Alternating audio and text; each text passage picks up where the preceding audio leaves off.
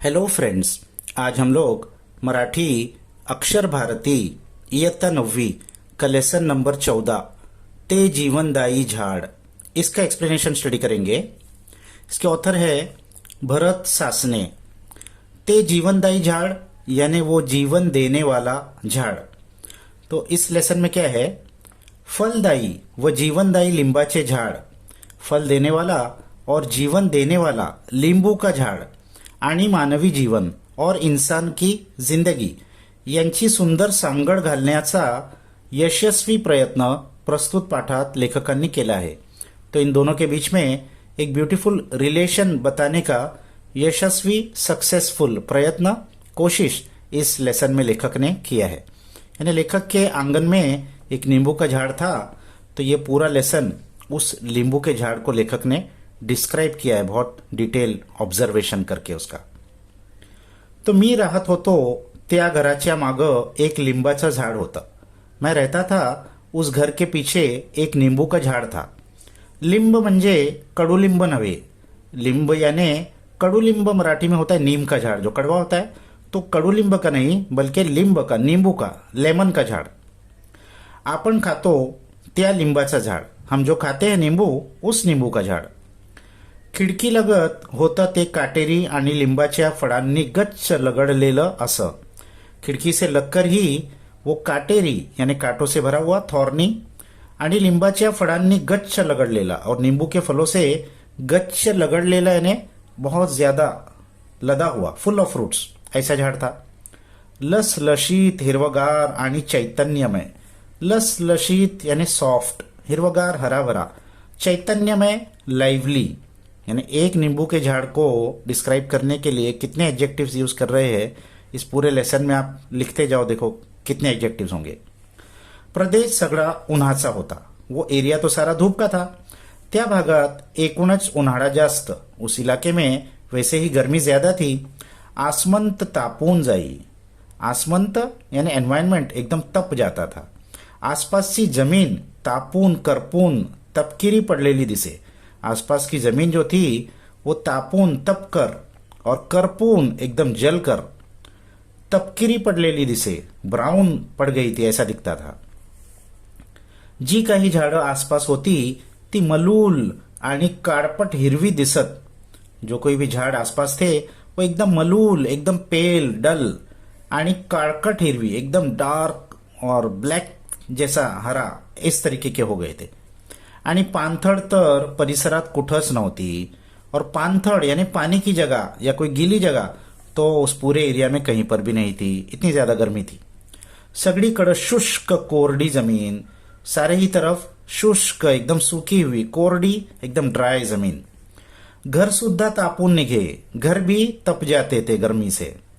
या सगळ्या पार्श्वभूमीवर ते झाड म्हणजे विलक्षण जीवनमय आणि इस सारे पार्श्वभूमि में, बैकग्राउंड में वो झाड़ बहुत ज्यादा जीवनमय यानी जीवन से भरा हुआ आणि जीवनदायी वाटे और जीवन देने वाला भी लगता था। खरं तर भिंतीच्या उंचीचे झालेलं लिंबाचे झाड म्हणजे भोवतालच्या सजीवांच्या दिलाशाचं केंद्र झाला होता। असल में तो वो भिंती यानी दीवार, कंपाउंड वॉल होगी, उससे हाइट उसकी थोड़ी बढ़ गई थी, इतना ऊंचा हो गया था वो झाड़। वो भोवतालच्या सजीवांच्या, भोवताल यानी आजूबाजू, आजूबाजू के सजीवांच्या, सजीव यानी लिविंग क्रिएचर्स के लिए दिलाशाचा केंद्र झाला होता, एक कंफर्ट का केंद्र बन गया था। यानी इतनी गर्मी में उनको वहां कंफर्ट मिलता था। हे माझ्या लक्षात आलं, ये मेरे ध्यान में आया।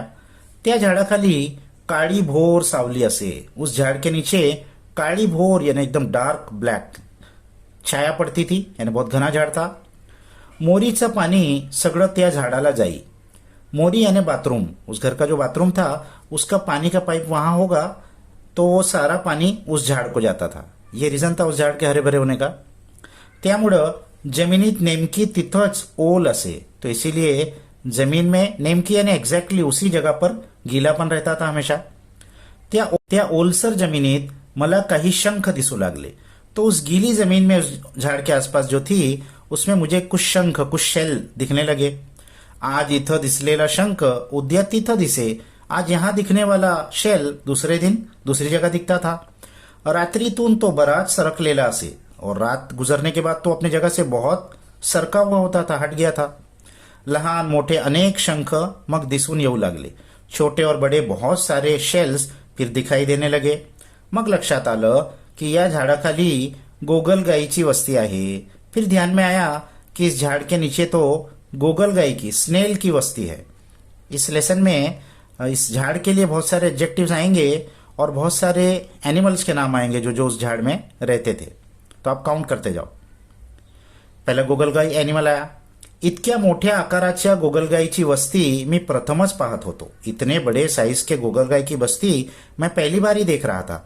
आणि प्रथमच मी असंही पाहिलं और पहली बार मैंने ऐसा देखा की त्या गोगलगाई शंख पाठीवर घेऊन तर चालतातच.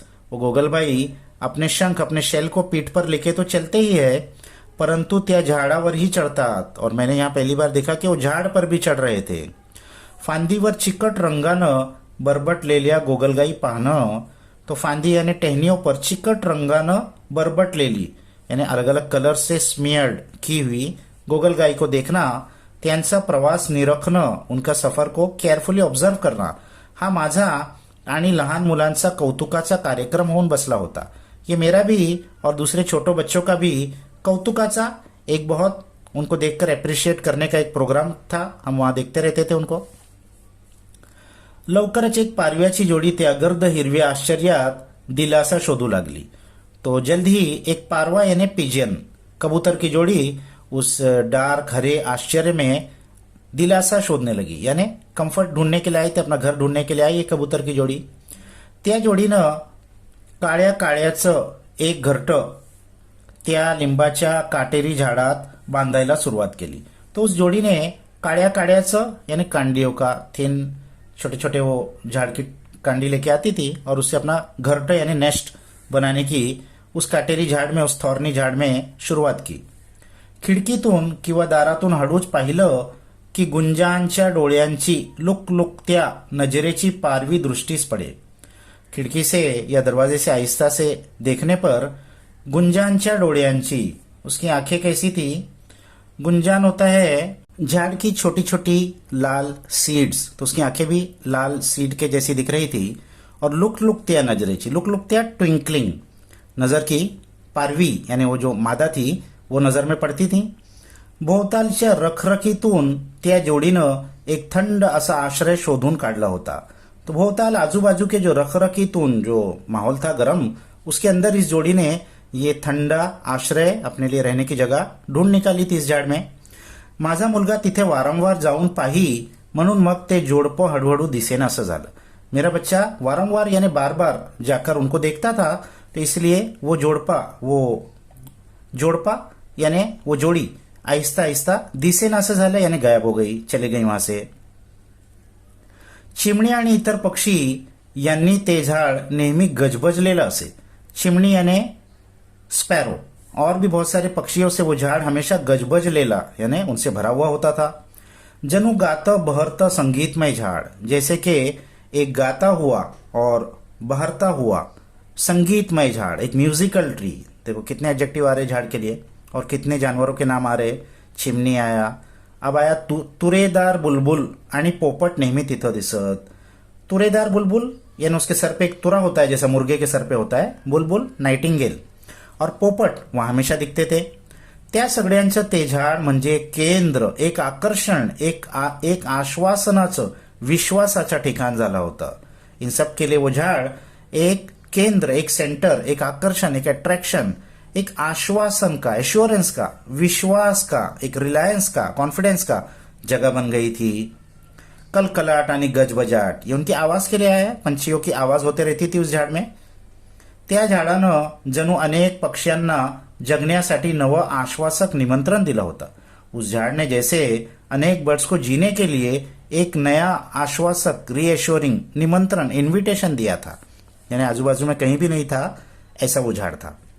ते आश्वासन कंठोकंठी दूरपर्यंत पोचून भोवतालच्या तप्त वातावरणातून अनेक पक्षी त्या एकमेव थंड झाडाकडे थव्या थव्याने येत असल्याचं माझ्या लक्षात आलं. ते आश्वासन कंठोकंठी दूरपर्यंत पोहोचून, ये एश्योरेंस कंठोकंठी by the word of mouth, एक बर्ड ने दूसरे को बताया, दूसरे ने तीसरे को बताया, दूर तक ये खबर फैल गई कि इस पूरे सूखे इलाके में कितना अच्छा झाड़ है। तो तप्त वातावरणातून आजूबाजू के जो तप्त वातावरण था, बहुत गर्मी का वातावरण था, वहां से बहुत सारे पक्षी इस एकमेव थंड झाडाकडे, इस एकमेव ठंडे झाड़ की तरफ थव्या थव्याने पूरे झुंड के साथ, फ्लॉक ऑफ बर्ड्स येत असल्याचं माझ्या लक्षात आलं। इस झाड़ की तरफ आ रहे थे, ऐसे मेरे ध्यान में आया। कितना डिटेल से वो ऑब्जर्व कर रहे हैं उस झाड़ को। झाडाखाली मुंग्यांचंही एक वेगळंच विश्व होतं। हमने बताया कितने सारे एनिमल्स के नाम आ रहे।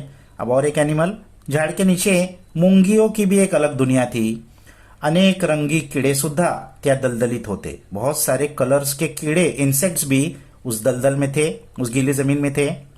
एकदा पाहत असताना सापाची कात आढळून आली। एक बार मैं ध्यान से देख रहा था तो सांप की कात यानी सांप अपनी चमड़ी निकाल देता है और फिर उसको नई चमड़ी आ जाती है, तो वो भी उनको दिखी, सांप की छोड़ी हुई चमड़ी, यानी सांप भी आया होगा वहां पर।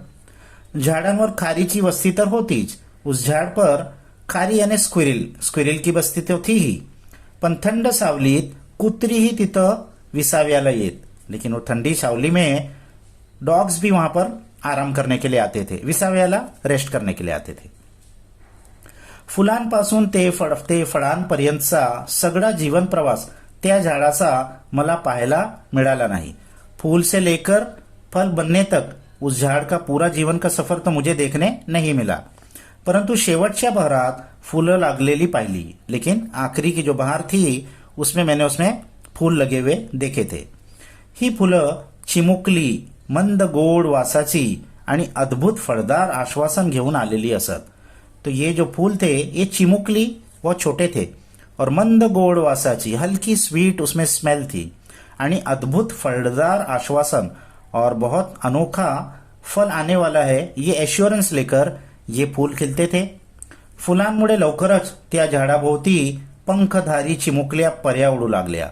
फूलों की वजह से बहुत जल्द उस झाड़ के इर्द गिर्द पंखधारी यानी पंखों वाली छोटी छोटी परी उड़ने लगी। परी किसको कह रहे हो? बटरफ्लाई को कह रहे होंगे।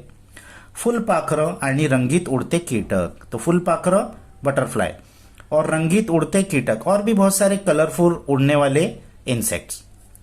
फूल चुके चिमुकले पक्षी आणि भुंगे। फूल चुके यानी फूलों के रस को चूसने वाले सकिंग बर्ड्स होते हैं।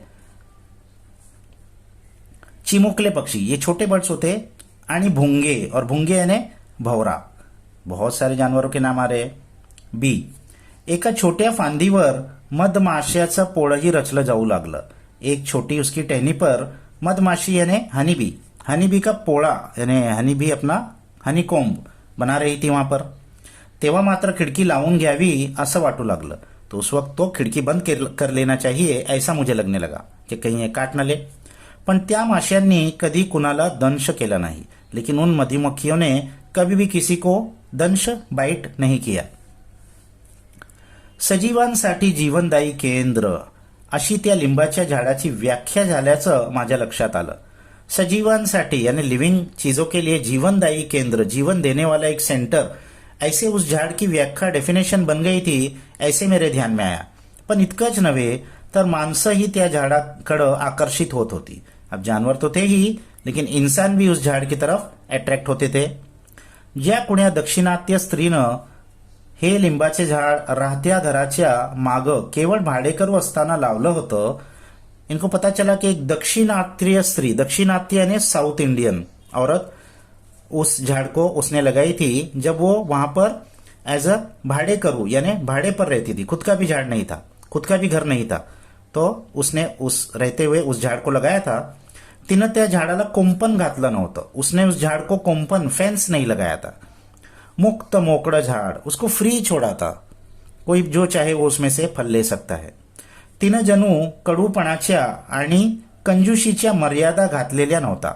उसने जैसे कोई कड़वाहट के और कंजूसी की कोई मर्यादा नहीं लगाई थी। आसपासचे लोग येत लिंबाची फळं मुक्तपणे घेऊन जात। आजूबाजू के लोग आते थे और नींबू के फल फ्रीली लेकर जाते थे। फळ कधी कमी पडली नाहीत, फल कभी भी किसी को कभी कम नहीं पड़े। फळांनी लगडलेले ते झाड दृष्ट लागण्यासारखं, फलों से लदा हुआ वो झाड़ ऐसा था कि उसको नजर लग जाए किसी की। समृद्धीची भावना जगवणारं, समृद्धी रिचनेस की भावना पैदा करने वाला आणि जीवनदायी होतं और जीवन देने वाला था सगळ्यांसाठीच, सबके लिए ही. म्हणजेच असं की माणसं, पशु पक्षी, कीटक, साप, कुत्री आणि खारी, गोगलगाई अशा सगळ्यांनाच ते आकर्षत घेत असे. तो मतलब ऐसा कि इंसानों के साथ साथ पशु पक्षी यानी जानवर और बर्ड्स, कीटक, इंसेक्ट, सांप, कुतरी, डॉग और खारी, स्क्विरिल, गोगलगाई ऐसे सबको वो अपनी तरफ अट्रॅक्ट कर लेता था. भोवतालच्या काहिलीतलं विसाव्याचं आणि आनंदाचं जणू आशीर्वादमय आश्वासन आणि जगण्याचा दिलासा. भोवताल के काहिलीतल्याने एक्सट्रीमली हॉट, विसाव्याचं उसमें रेस्ट करने के लिए आणि आनंदाचं और खुशी देने वाला जणू आशीर्वादमय, जैसा कि वो आशीर्वाद दे रहा था और आश्वासन एश्योरेंस दे रहा था आणि जगण्याचा दिलासा और जगने का एक दिलासा दे रहा था, ऐसा वो झाड था. एक झाड के लिए कितने एडजेक्टिव यूज किए इस लेसन में.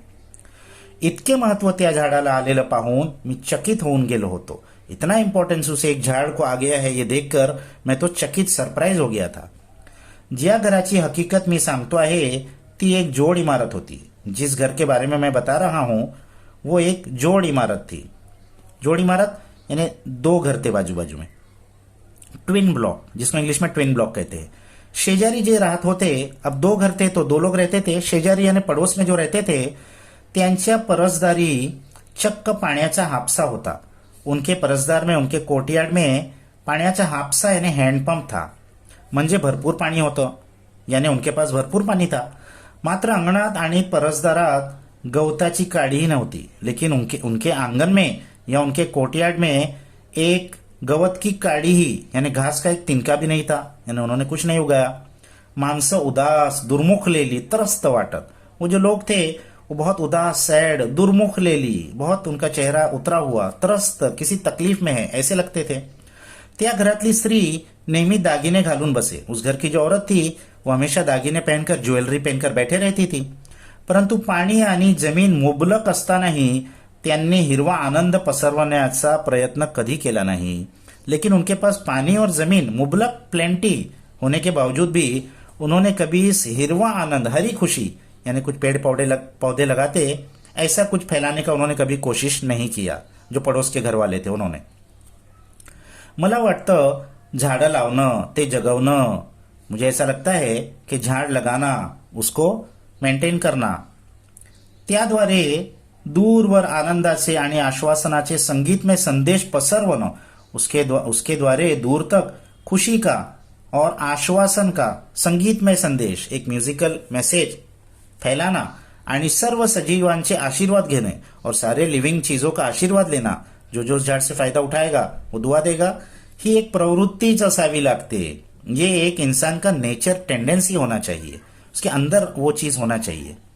जो माणूस एखादा झाड जगवतो, जो इंसान को एखादा झाड लगाता है तो निसर्गात एक हिरवा चमत्कार रुजवत असतो. वो नेचर में एक ग्रीन मिरेकल पैदा कर रहा होता है.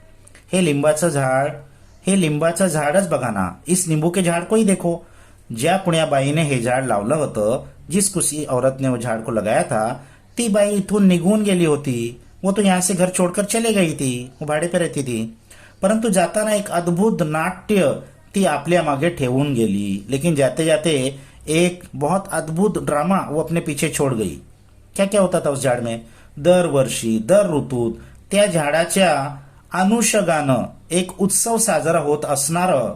हर साल और हर ऋतु में, हर सीजन में उस झाड़ के अनुषंगाने, उस झाड़ के रिलेशन से एक उत्सव, एक फेस्टिवल सेलिब्रेट होता था. इतने सारे लोग, इतने सारे जानवर उससे फायदा उठाते थे, जैसे कि एक फेस्टिवल होता था. फुलं येत असणारं, उसमें फूल आते थे, घमघमाट दरवळत और उनकी खुशबू हर तरफ फैलती थी. दरवळने टू स्प्रेड असणारं. आणि मग एक आख्या फलोत्सव और फूल के बाद फिर फलों का उत्सव. फिर बहुत सारे उसमें फल भी आते थे. फळांचं लगडणं, फलों से वो झाड लगडणं लद जाता था. हे सगळं घडत असणार. मी तर केवळ एका ऋतूतला सजीवांच्या जगात जागत्या नांदत्या अस्तित्वाचा साक्षीदार होतो. ये सब तो हो रहा था. मैं तो सिर्फ एक सीजन में उन सजीवांच्या जगतं नांदते अस्तित्वाचं, सजीवांच्या जिंदगी और नांदते इधर उधर घूमना, इनका अस्तित्व, उनका एग्जिस्टेंस का मैं साक्षीदार था, मैं विटनेस था। सिर्फ एक सीजन मैंने विटनेस किया, हर साल हर सीजन में ये यहाँ पर होता था, इतने सारे लोग फायदा उठाते थे। पण शेजारची ती माणसं, लेकिन वो जो पड़ोस के लोग थे ती अनेक वर्ष त्या घरात राहत आलेली होती। ये जो लेडी थी ये तो चले गई थी, लेकिन वो बाजू वाले लोग तो कई सालों से उस जार में रह रहे थे, उस घर में रह रहे थे। परंतु न त्यांनी ते हिरवं कौतुक पाहिलं, लेकिन उन्होंने कभी इस हरे कौतुक को देखा ही नहीं, यानी इस झाड़ की तरफ उन्होंने ध्यान ही नहीं दिया। न त्यांनी झाड़ं लावली और न इसको देखकर हम भी ऐसा लगाएंगे ऐसा सोचकर उन्होंने कभी झाड़ लगाया भी नाही। न त्यांना फुलं फुलवली, न उनमें फूल खिले। हा निसर्गातला आनंद त्यांच्या मनात कधी पोचल्याचं मी पाहिल्याच नाही। ये नेचर की खुशी उनके मन में कभी पहुंची हो ऐसा मैंने देखा ही नहीं। म्हणूनच कदाचित ती माणसं त्यांच्या परस अंगणासारखीच उदास, भकास, तपकिरी अशीच वाटत राहिली मनानं।